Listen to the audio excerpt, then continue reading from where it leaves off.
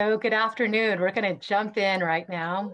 It's great to have you join us today for the UMW Climate Justice Federal Legislative Day training event.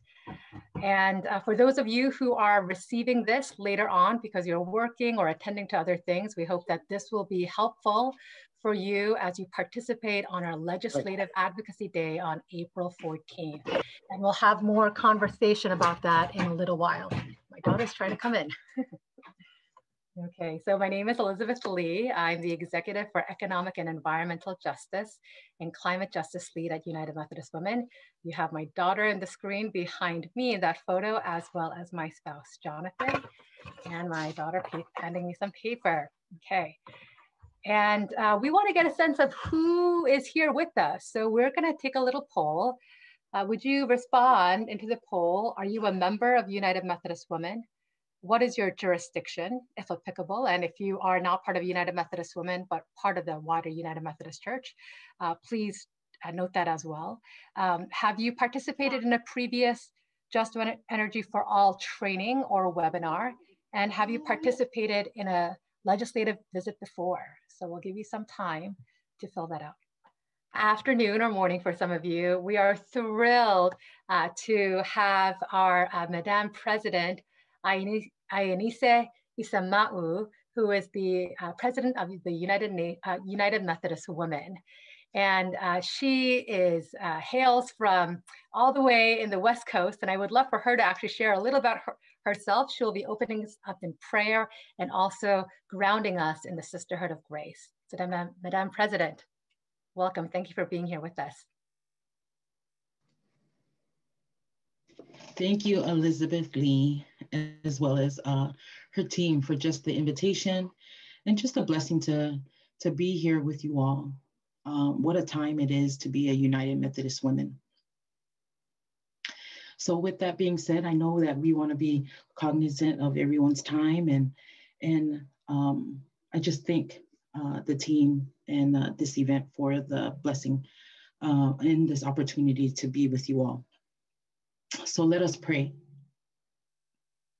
Ke taulotu, e o tua o whakatupu, o kutau tau atu ki a te koe, o e whema menite mo e mea mo ui ko toa pe o universe nisi. O God, maker of heaven and earth, of all that is seen and unseen, you place us in your creation and you command us to care for it. Your works declare glory and splendor, and you call us to praise and reverence. Where we have degraded and destroyed earth's bounty, forgive us. Where we have taken beauty and majesty for granted, have mercy upon us. Where we have become estranged from the creatures with whom we share this planet, grant us your peace. Renew us in the waters of baptism, refresh us with the winds of your spirit, and sustain us with the bread of life. In the name of Jesus Christ and for the sake of the new creation, we pray, amen and amen.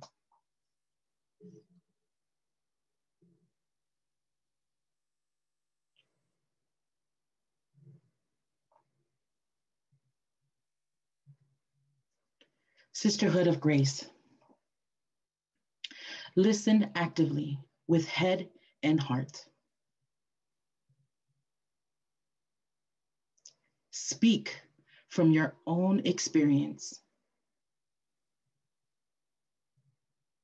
Be aware of body language.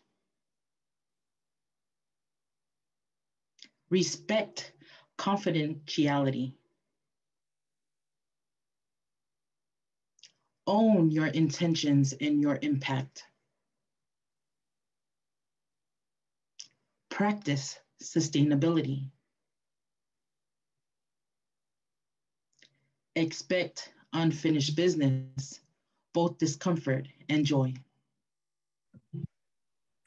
Thank you so much for your prayer and for grounding us. It's such a privilege to have you here with us and really in many ways leading the delegation of United Methodist Women to engage in climate justice and advocacy. Amen. So we are here together during this time to get grounded in terms of, well, what are we talking about when we think about climate justice? What is the ask? What are the nuts and bolts? And how do we as United Methodist Women, work in that? And why do we even do that? And to really kick us off, our CEO of United Methodist Women, Harriet Jane Olsen, will be speaking to us because she has a background also not only as United Methodist Women CEO and General Secretary, but also as a lawyer who's engaged in advocacy at the state and also the national level. So we're really thrilled to have Harriet with us, and Harriet will be providing the grounding. So Harriet, thank you. We're so excited that you're here, and we'll turn it over to you. Welcome. Thank you very much, Liz. Thank you, friends and sisters. It's a privilege to be with you today. I love the opportunity to speak about climate work and about the importance of United Methodist Women taking action. Of course, we start with our history. United Methodist Women exist to make a difference. From the earliest days, the reason that women grouped together in community to engage in work in the world was because they were committed to making a difference for women, children, and youth. They formed spiritual bonds. They looked at the world around them, and they knew that a better plan was needed. Since our earliest days, we've been committed to the thriving, health, education, and uplift of women and girls. We're committed that all women should realize a safe and thriving future where they can follow God's call for them. In this work, of course, we've engaged in acts of personal caring in our own communities and through our work around the world. We've analyzed the conditions that affect women and children, that limit them, the implications of policies that may be neutral on their face, but have differential impact by gender. We've been active in things like education, violence against women, women's health, and racial justice. And now in the case of climate justice and just energy for all, we see many of these same themes played out in a different subject matter. Air pollution affects the health of women and children. The change of climate affects especially small farmers, the majority of whom are women, and their attempts to provide food for their family and their communities. We know that climate is an area where we should act. And I want to suggest today that one of the models for our action is a story that you may know, and if you don't, I encourage you to look at Numbers 27, one of our favorite places in the biblical text, the book of Numbers. But in chapter 27, we are introduced to a family. The progenitor of the family is named Zelophehad. And to the extent that you've heard this story, you probably hear it referred to as the daughters of Zelophehad. There were 5 daughters. And unlike some biblical stories, we actually know their names. So we look at the story of Mahlah, Noah, Hoglah, Milcah, and Tirzah. What was happening at the time after the death of their father was that the land, the promised land, was being divided up. And because of his death, they were discounted from the share of the land. How many times are the impacts of our systems on women and children discounted? So as a group, they decided that they would go to Moses and say, it's not fair. We're entitled to a share. We're entitled to split our father's share. And so they challenged the system. Moses went off and conferred about it and finally granted the daughters the land in their father's name. Sisters, we have a history of women challenging systems that disregard women, overlook their claims, don't account for their needs, and making a difference. So think about these 5 daughters when we think about working together to speak to power, to make change that we know is needed for ourselves and for others around the world. When we think about climate, we have a multi-layered response. Of course, we think about our personal actions. We think about our travel. We think about our recycling. We think about so many aspects of our lives that where we consume things that are made by fossil fuels. We also know that we can't recycle our way to a fossil-free economy. So we think about the actions of corporations, and we express ourselves to the entities that are responsible for choices that generate pollution. It's important to do. We've been successful in some times and not so successful in others, and we'll continue to do that. But we also, and more importantly to the work that you're about to do, engage with our governments, our state and local regulators, and the federal government, because they have a responsibility to act for the health and safety of the community. We're not asking them to adopt our faith commitments, but we are using our faith commitments to discern, to analyze, and to think about the work that is needed to protect women and children. And so we go to the legislators and we say, you need to think about not just the impact on the price of gas or the distribution of the systems, but you also need to think about the impact in the community. And not just any impact, but the particular impact on women and children. What is the impact on women's health? What is the impact for pregnant women? Why do we have this increase in children's asthma, especially close to plants that generate the kind of emissions that we're talking about? We need to take action for the thriving of women and children in the United States and around the world. We particularly need to take this action in the United States because we are a disproportionate generator of the pollution that affects the whole world. So our faith impels us to come together. We ask God for guidance.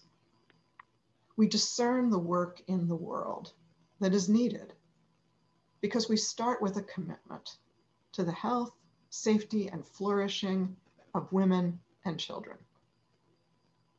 Sisters, I want to thank you for your commitment to engaging in the work of climate justice, of your rootedness in our faith tradition, in our commitment to do no harm, to actually do good, and attend to all the things that God requires. The work to change our own lives and to affect our communities and our country for good is a responsibility for women of faith. Our colleague Gloria Damaraj used to call it a joyful burden to care for the children and the generations behind us.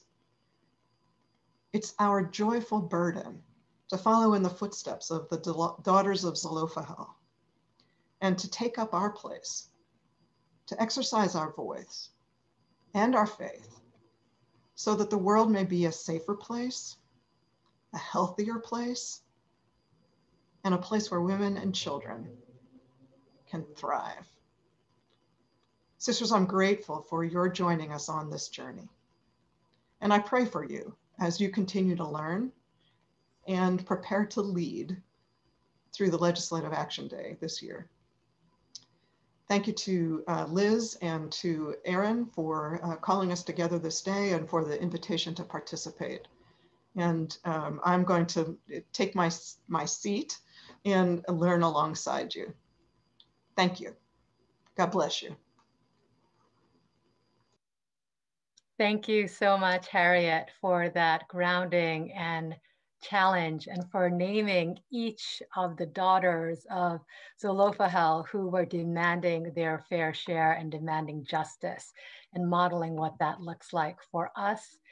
And inviting us that recognizing that we can't recycle our way out of this fossil fuel system and the structures that we have, and the requirement then to then speak, to discern, to analyze on these intersections, and then speak truth, to speak prophetically with power, so that ultimately we want the thriving of women and children in the United States and around the world. So thank you for grounding us in this responsibility of women of faith and the joyful burden, as you said, that we carry for our children today and for future generations.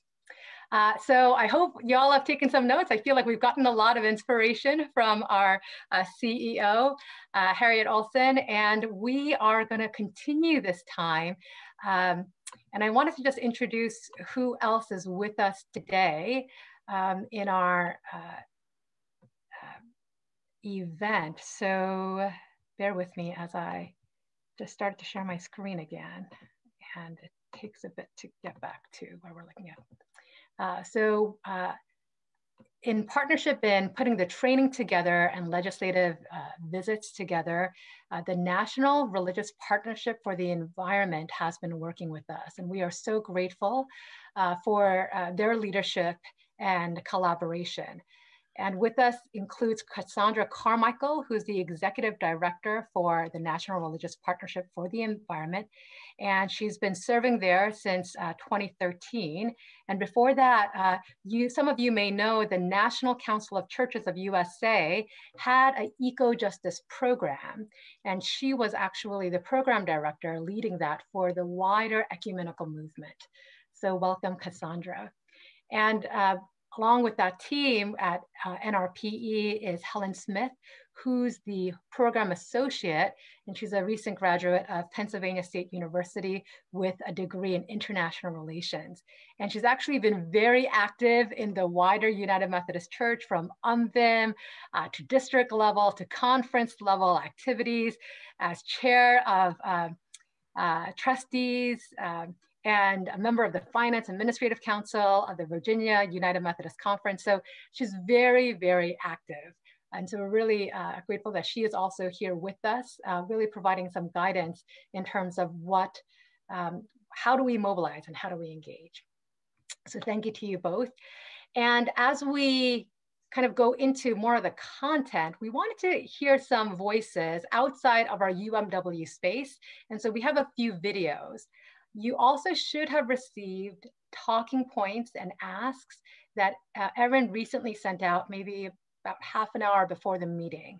You don't need to have that open, but what I just wanted to acknowledge that the talking points are there, that you can refer to in the future as we prepare for the legislative events. And I wanted to note that because our time and our legislative ask and conversation will be focused on just energy. And around just energy, we're really focusing on moving away from our current extractive economy and reliance on fossil fuels. And the move towards renewable energy.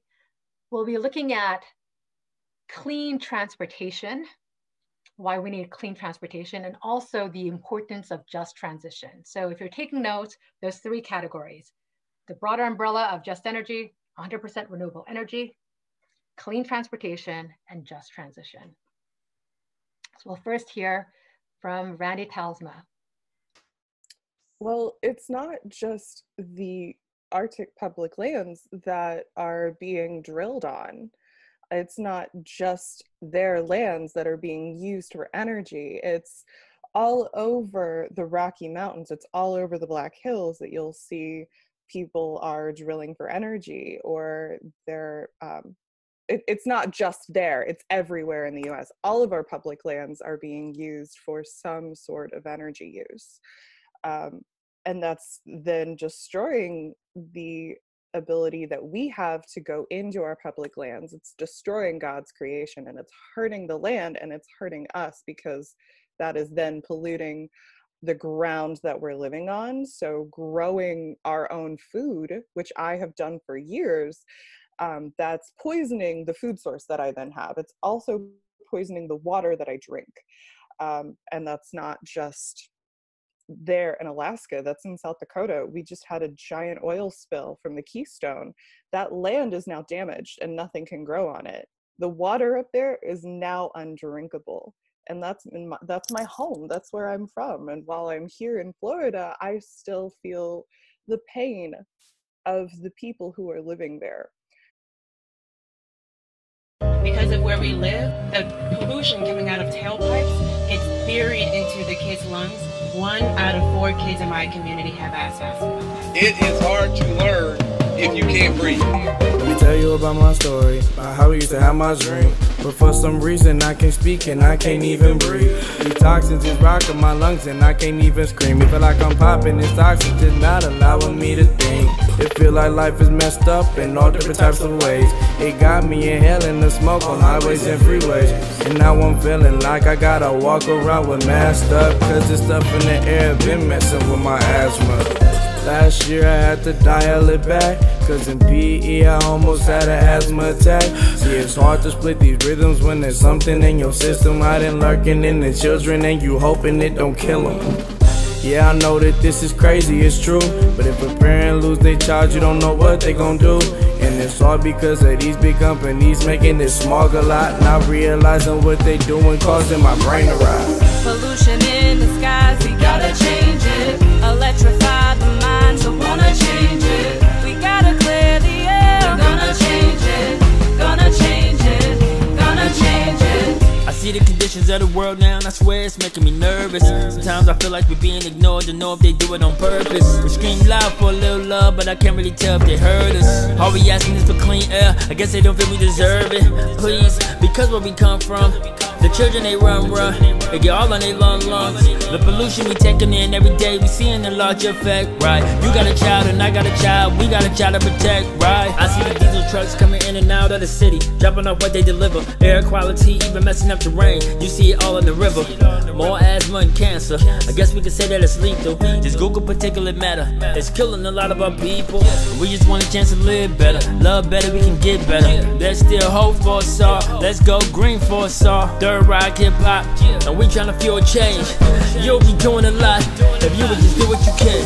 Pollution in the skies, we gotta change it. Electrify the minds that wanna change it. We gotta clear the air. We're gonna change it, gonna change it, gonna change it. Pollution in the skies, we gotta change it. Electrify the minds that wanna change it. We gotta clear the air. We're gonna change it, gonna change it, gonna change it. We are leaders, we strong, can't defeat us. We never back down, cause our planet, yeah, she needs us to stand up. Remember, we are rising together. We can be better than we are right now. We gotta change it. There's a better technology out there that's not powered by pollution, it's powered by solutions. We're gonna change it, gonna change it, gonna change it. Bring clean cars, trucks, and buses to your neighborhood. Learn more at fuelchangenow.com.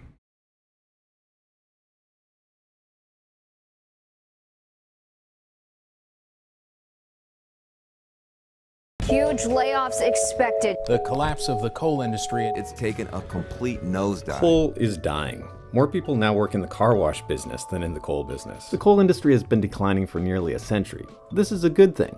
It means less air pollution and less carbon to fuel global warming. But it's not that simple for coal communities. Coal plants often sustain the very neighborhoods they pollute. So when a plant retires, jobs disappear, along with the tax revenue the plant pays to the surrounding community.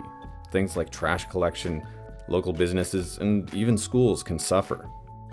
But there's a better way for towns to transition away from coal dependence.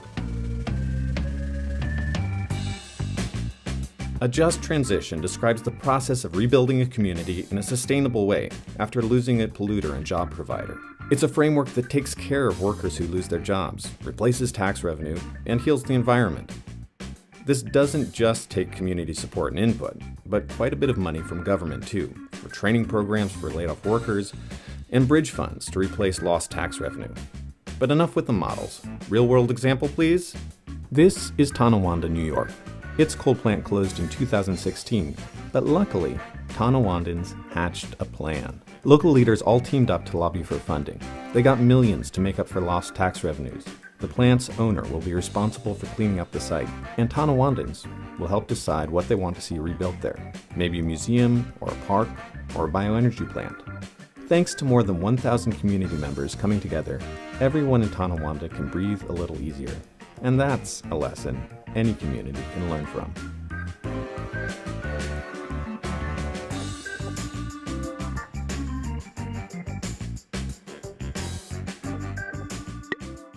We wanted to share with you just some of hearing from reality of Indigenous women, also kind of the impact of air pollution and transportation, and just transition, a particular aspect of it.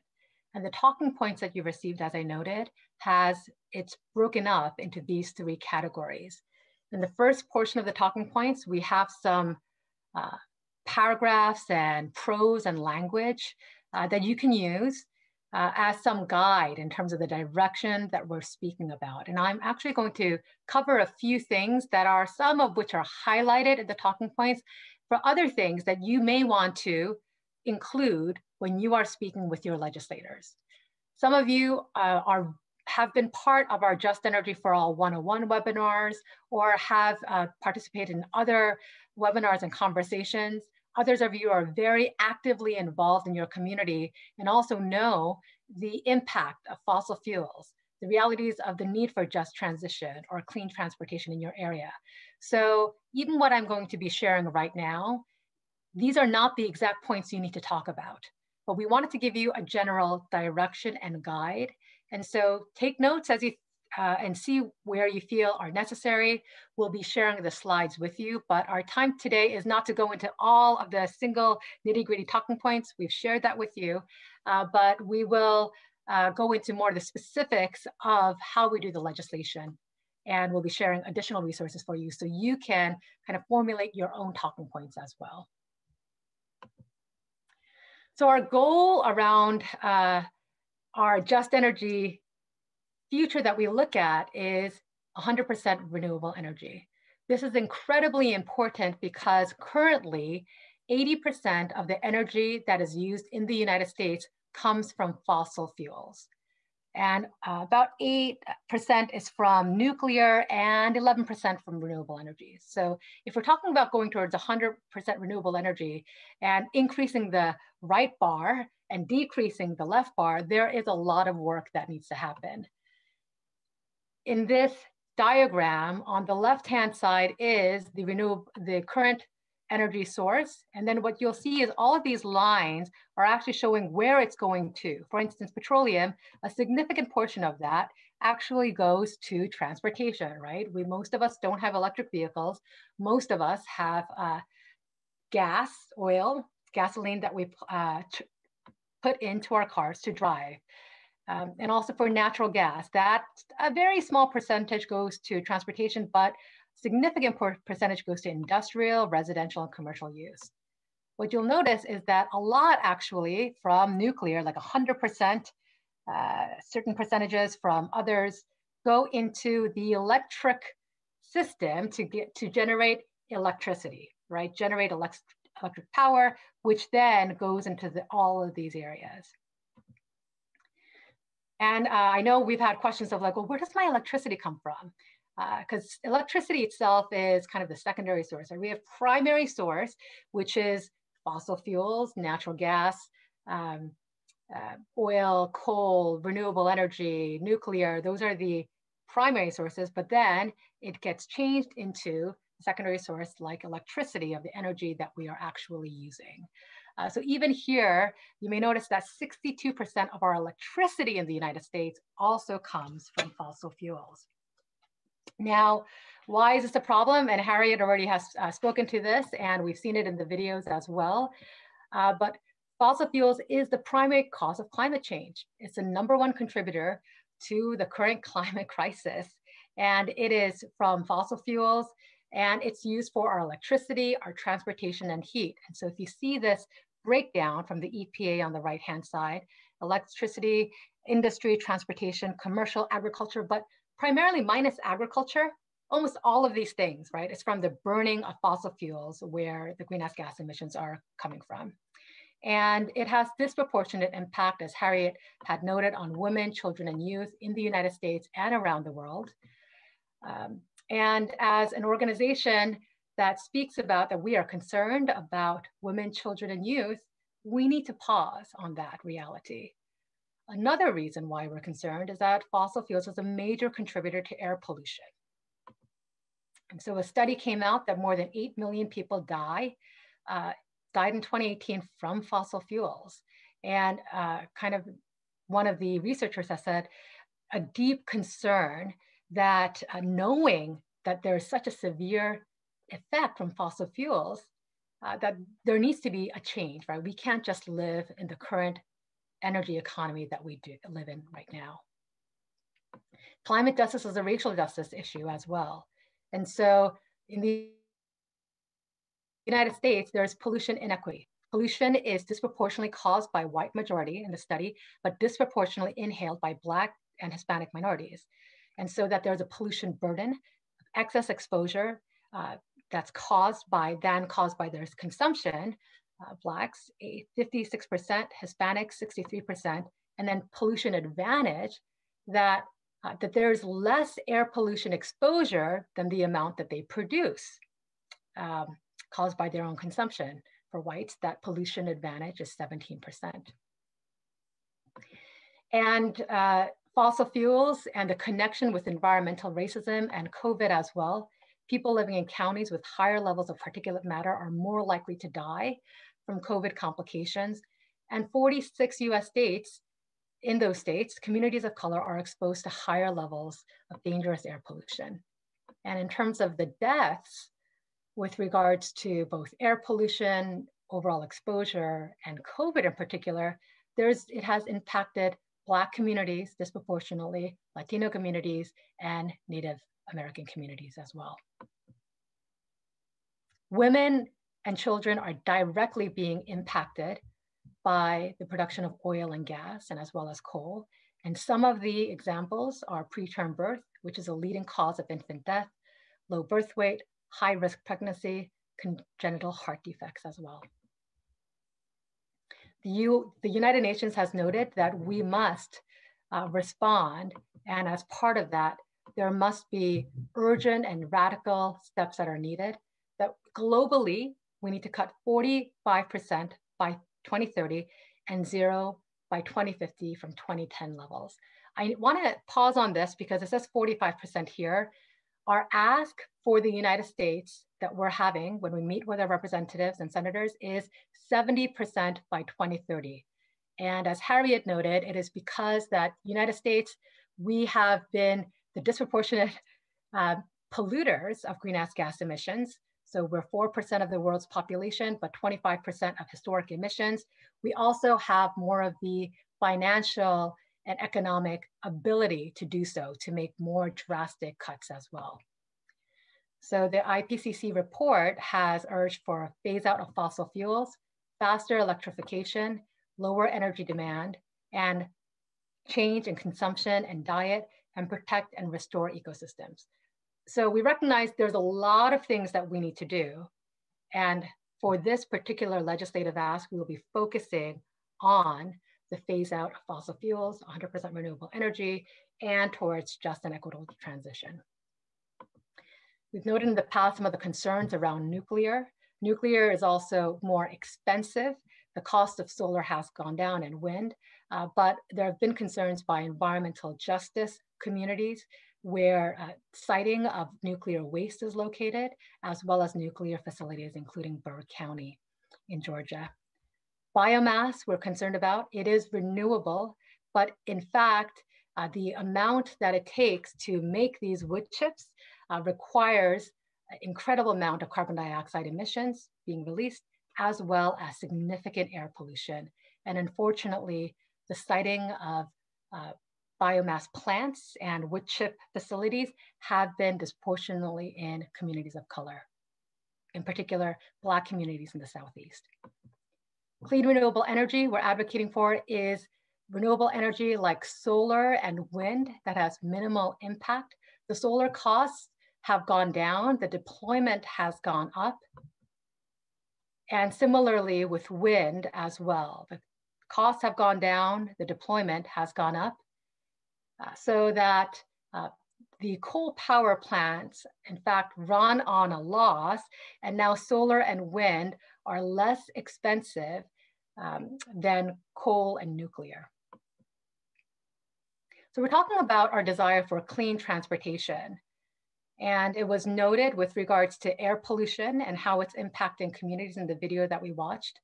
I also just wanted to notice and lift up that school buses is something that we don't talk about often, but more than 25 million students in the United States ride school buses outside of COVID, and 90% of those school buses are on diesel. And children on diesel buses are exposed, like my daughter, to 5 to 15 times more air toxins than the rest of the population, which has a huge impact on their risk to cancer as well. Now, even if we move towards 100% renewable energy, it does not guarantee that we will have a just energy system. And so we want to move away from an extractive economy to a regenerative economy.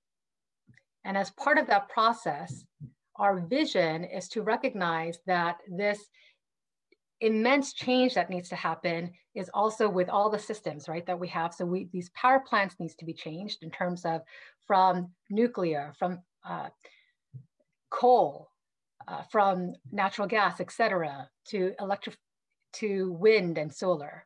And all of these transmission lines and the grid that we have are actually getting fairly old. And there needs to be significant change in the infrastructure and modernization as well.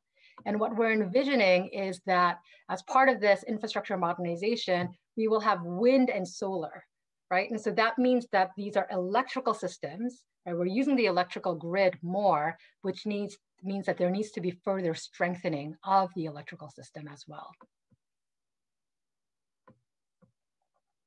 So that means adding solar, storage, resilience, that would lead to resilience and grid benefits as well. So the great thing is that cleaner energy sources do exist, and there has been moved towards 100% renewable energy that are centered on equity and justice in city levels and state levels. So New York State has the Climate Leadership and Community Protection Act. There's been efforts in parts of Oregon and Washington as well. So there is much happening, but we want to have that impact at the national level, at the federal level, because only some states doing it and some cities, that means only those communities benefit. But climate change is a global issue that we must address and attend to. And the air pollution impacts need to not only be in those cities or only those states, but throughout the United States as well. Our UMC energy policy statement really gives us grounding. It notes that while God has created an economy of abundance with sufficient resources to meet all human needs, our inclinations toward greed and overuse too often have transformed sufficiency into scarcity, right? So it gives us direction in terms of that we must recognize the limits of non-renewable fuel sources and limit and our consumption and limits to our environmental capacity to absorb poisonous waste. It also gives us direction in terms of what our ask should be. It says we support increased government funding for research, development of renewable energy sources, and elimination of fossil fuel subsidies. We encourage the development of deployment of renewable technologies and government incentives to speed the application of the resulting technologies into our energy needs. And the greatest national and international efforts should be made in areas of conservation and renewable resources. So the resolutions gives us direction in how we could move forward. So what does that mean? Specifically, we have a few asks. We are urging Senate and House, actually, but we're focusing greatly on the Senate, to enact infrastructure energy legislation that prioritizes climate justice by providing economy-wide targets and strategies for reaching 70% renewable by 2030 and 100% by 2050 based on 2010 levels. I've already spoken about why we're saying 70% for US in particular. And I also want to emphasize that it's economy-wide. So we're not saying it's only in the electricity, right, in electric sector. So just because we make that 100% renewable, transportation is something that's lacking. Or what about buildings? So all throughout the wider economy. So what does that mean specifically? We support only energy sources that are renewable, such as wind and solar, avoid energy sources that have adverse health, climate, environmental, societal impacts, such as nuclear and burning of wood chips, wood pellets, solid waste, or construction and demolition debris. And then we want to ensure a just transition for all impacted workers and communities so that we're not perpetuating harm, racial and gender inequities on historically marginalized and disproportionately impacted populations, especially tribal, indigenous, Black, people of color, low wealth, and rural communities. So we wanted to name some of those communities out because of their disproportionate impact. Our other main ask is to urge Congress to enact infrastructure and energy legislation that prioritizes, well, we've already said this, sorry. It's to support only energy resource, sorry, this is a redundant, my apologies, this is coming out again. Okay, here we are. So as part of that, we want to ensure that there is adequate, equitable access and funding and finance for clean renewables, prioritizing environmental justice, frontline communities, and women who are underrepresented in the energy sector. And that there would be elimination of subsidies for polluting fuels. So that's our first ask. Our second ask is to enact legislation that modernizes crumbling infrastructures that support decarbonization of transportation. So what does that mean? We want there to be investment and also support for infrastructure that helps achieve zero emissions from surface transportation sector, right? We're not talking about aviation. So we're talking about surface transportation for electric vehicles. So we want them to transform school buses and public transportation vehicles to zero emission fleet by 2030. There's a typo in there, sorry. And that there be financial support to increase energy efficiency and building electrical grid, storage, and electric vehicle charging infrastructures. And assure that there is clean, reliable, and affordable transit access. Okay, so I've said a lot there. We have a lot more actually in the talking points themselves, so we encourage you to look through them. Cassandra will now really, and then Helen will speak to us about, well, what do these meetings in fact look like? And how do we set these meetings up? What are some pro tips of what we should do and should not do? So Cassandra and Helen, I'll hand it over to you. Thanks for being with us. Thank you, Liz. Good afternoon or morning, depending on where you are. So glad to be here. So I'm going to share a screen that just has some notes on it for you. So we will play from the card. So we're going to talk about the legislative process and advocacy. Some of you have already done this, so it might be a little repetitive. Some of you haven't. So I think in the poll, there was a few of us that haven't been to the Hill yet. But I don't know if you remember back in the day, you had the, I think PBS, you know, how does a bill become a law? So I just want to share this with you in particular because things are a little different this year. So normally the theory, and it's always a theory, of how a bill becomes a law is basically sort of this complicated chart that you see here.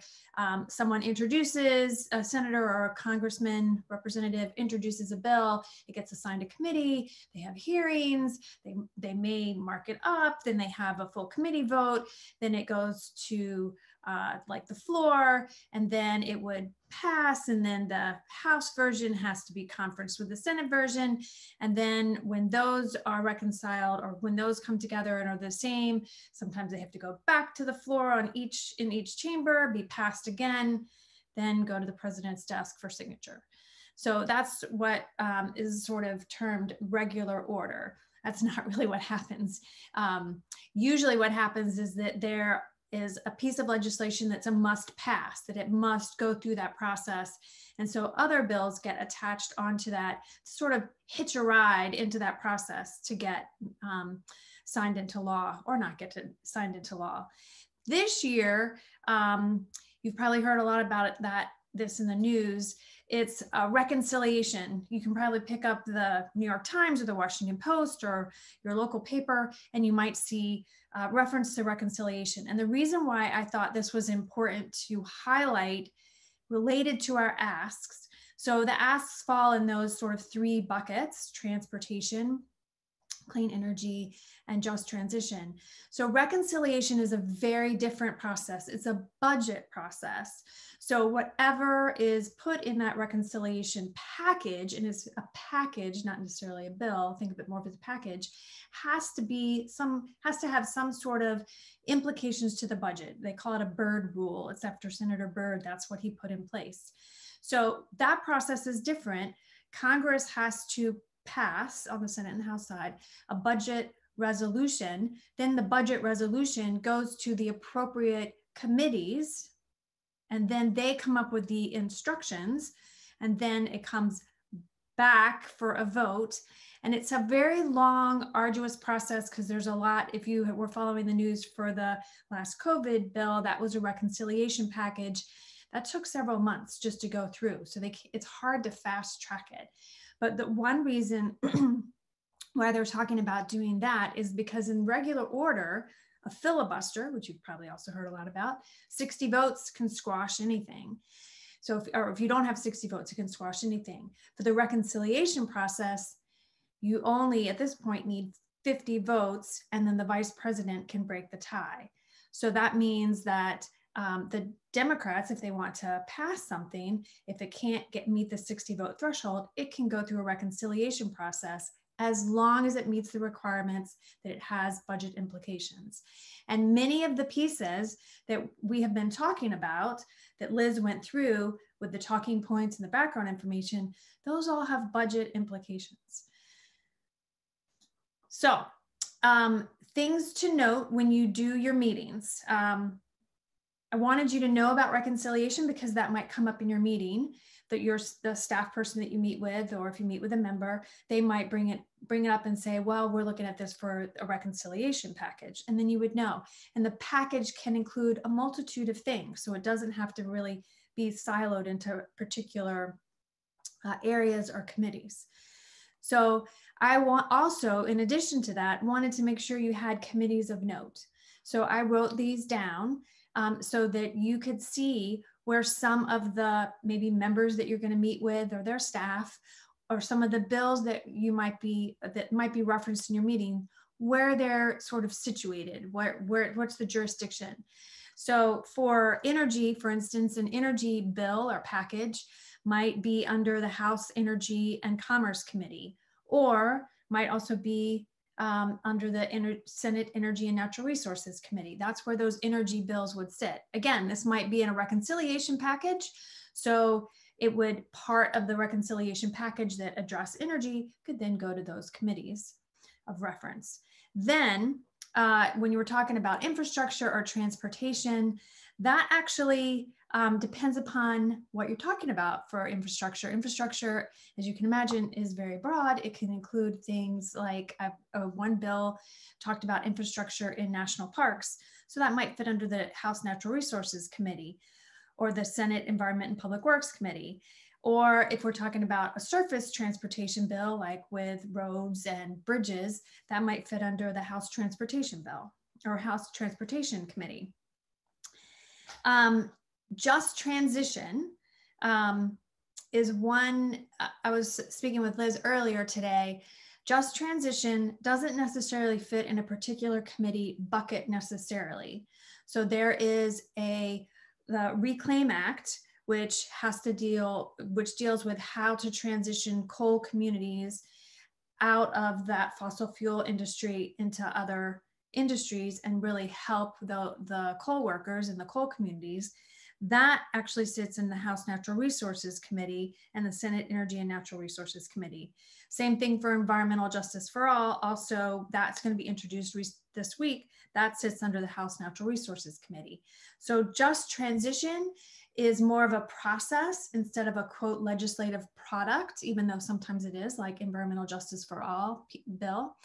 But you'll note in the asks, it's how you do something. How do you, when you put forth something in an energy package, for instance, how are you attending to the transition of those workers or those communities that have been reliant upon fossil fuels or for their livelihoods or their communities, as that video that you saw earlier.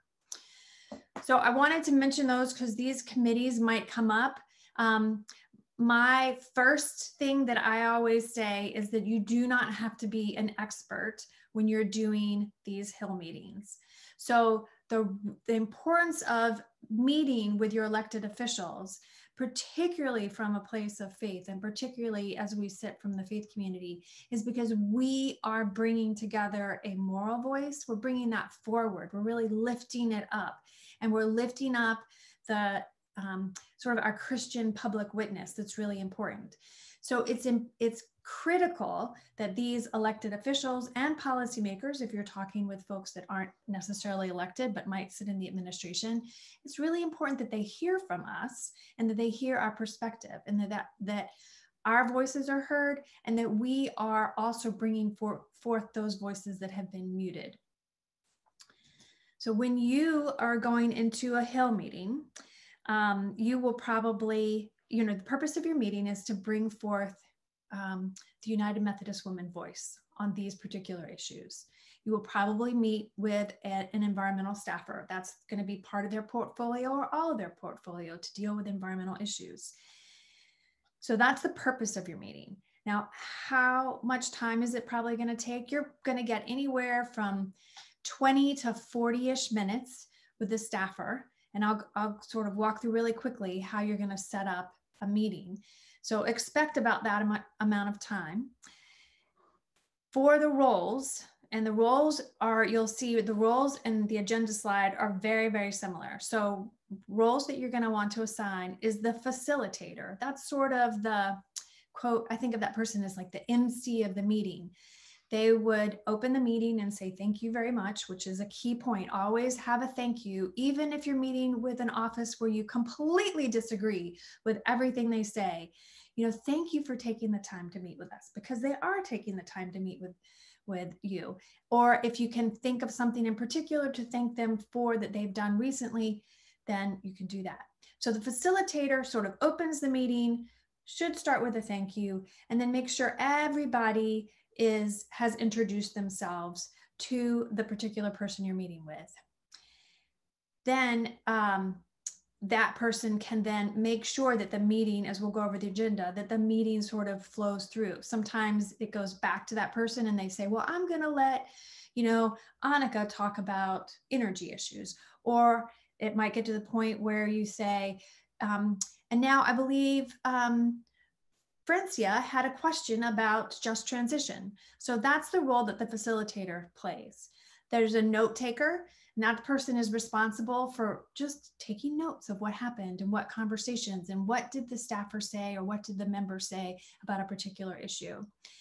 And then you see I broke it down into 3: energy, transportation, and just transition. If you have enough people in your meeting, then you would want to have one person per issue, energy, transportation, just transition, that can just highlight a key talking point from each of those particular issue areas. And then the last piece is a question. I usually do this when we do Hill meetings. I have like the first question, assign someone to make a first question. And the first question, you don't want to take up so much airtime in a meeting with the agenda, which you'll see in a minute, that the staffer doesn't have a chance to say anything because you're trying to have a dialogue, not a presentation with them. So make sure you have someone or someones that can do questions. So here's a sample Hill agenda. Do the introductions, just like I said, have someone talk about just energy. You could, I will actually amend this in the materials that go out after introductions, a piece about why you're there. You know, as United Methodist Women, we have been working on these issues for X number of years. We are, you know, you can talk about United Methodist Women in general, then you can roll into, so introductions of people and then introductions of the top of why you're here and the topic, and then roll into those different issue areas. I put just transition last because it weaves throughout those. And then the questions, assign someone for a first question. So that is sort of how you would do the agenda and who would be, how you would assign the roles. The very last thing I wanted to talk about before I hand it over to Helen, who will talk about how do you get a meeting in the first place, because sometimes that's, you know, you're nagging someone to respond to you, is just some pro tips. I've already talked about one. Thank yous. Make sure you always have at least one thank you, even if it's just for their time, for showing up. And then what do you do if someone's just sort of like not paying attention? And that's where I go back to the questions, you know, turn it over to them, you know, ask them a question, try to get them engaged, because one of your goals is to get them engaged in a conversation. And then what happens if you have someone who just disagrees with you? And this, I think, is harder for some of us than others because we want to argue with them. This is not the place to argue. Again, you're really trying to build a discourse, a relationship, even if you disagree with them. And you can either choose to let them state something you don't agree with and then make sure your point is being stated and then move on, or you can maybe counter gently.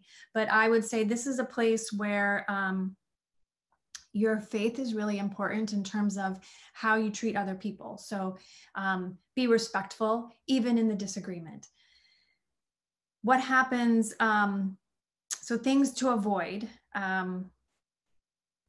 Things to avoid would be showing up late.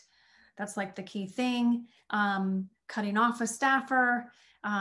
Just simple things of how you would interact with anybody when you're having a conversation, I think are ways to maneuver.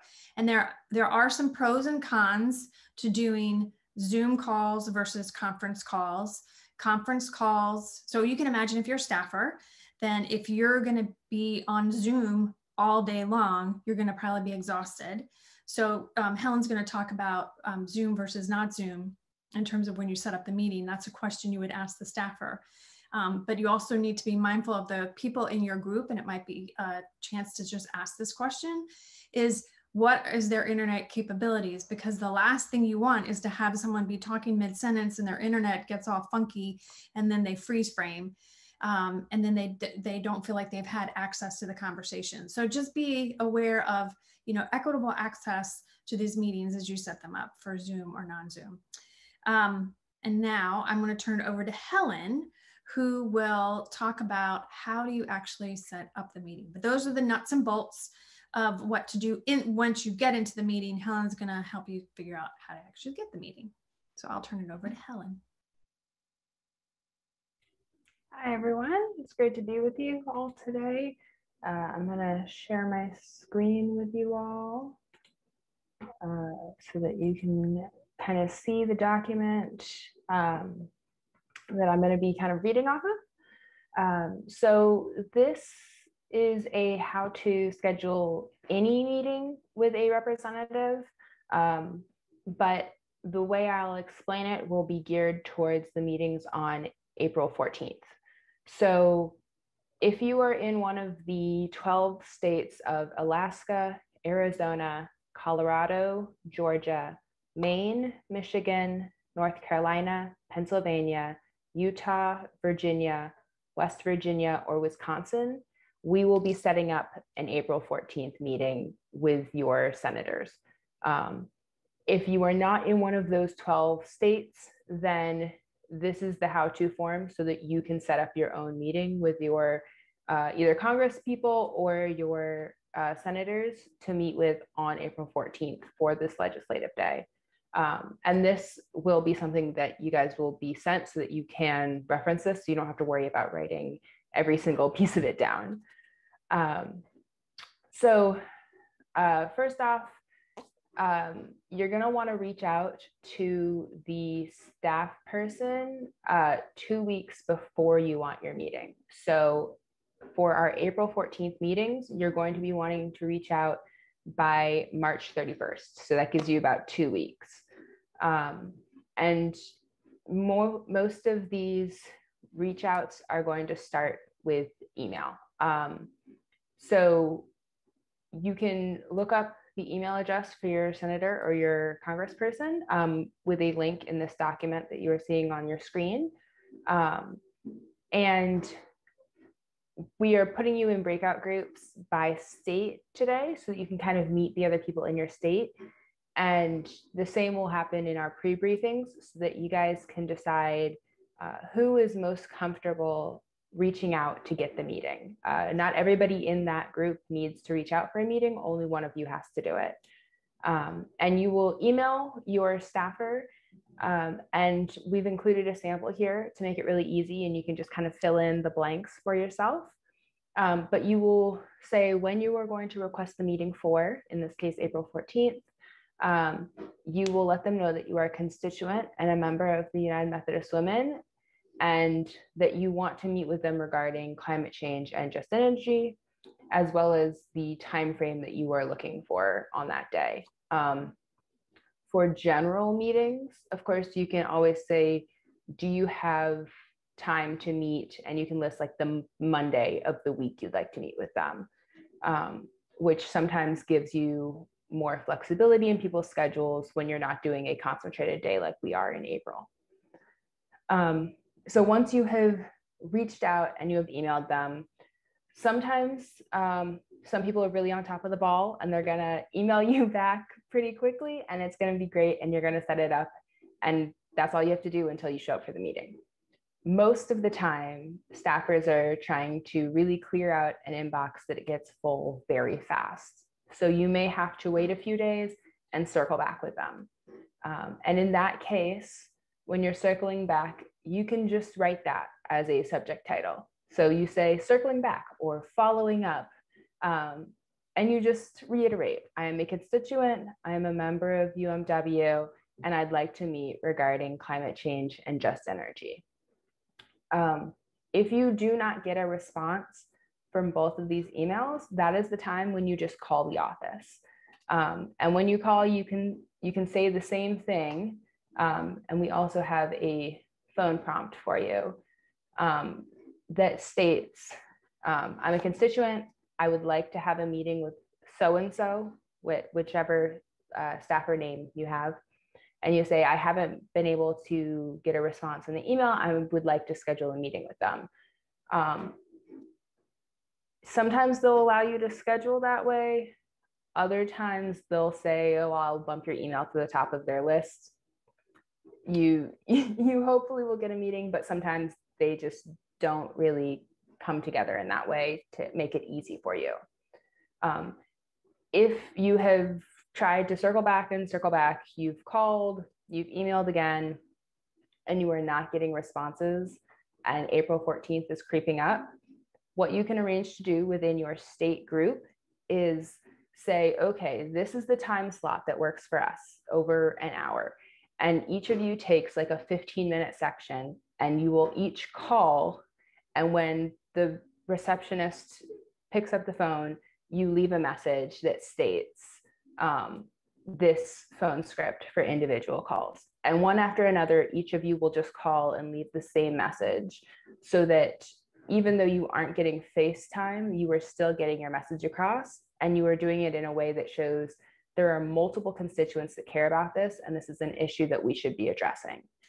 And again, this can work both on April 14th if you aren't able to get a meeting and in general. The things that I'd like to highlight are calling, wait for someone to answer the phone. Leaving a message isn't going to be as effective, nor are you going to get a call back, just realistically. As well as the circling back thing, don't be afraid of annoying them. This is not a situation where they're purposely ignoring you. This is a situation where they have lots of emails coming in every single day, and sometimes they just need that reminder that a constituent is trying to reach them, because that is their job, to put a constituent in touch with themselves or your representative and your legislator. And I believe that's about everything. You will, of course, get this in your emails and you'll be able to reference it. And of course, if there's any questions, we're happy to answer them and make things even more clear if we're able to. So I'll turn it back over to Liz. Thank you all for being here with us. We are going to have closing prayer from Carla Whitmire, who is Communications Coordinator for Desert Southwest Conference. Thank you, Carla. Thank you, Liz. Please join me in prayer. Loving God, you have entrusted us with the care of this universe you have created. We give thanks for our time together and for those who have shared with us this afternoon. We appreciate our presenters and all that participated in this technology. We're thankful that we are able to connect across the many miles. During this Lenten season, as we prepare to celebrate Easter, help us to see the Easter days in our lives, days of hope and resurrection. Enable us to be a force in the coming legislative days to advance just energy for all at the local, state, and national levels.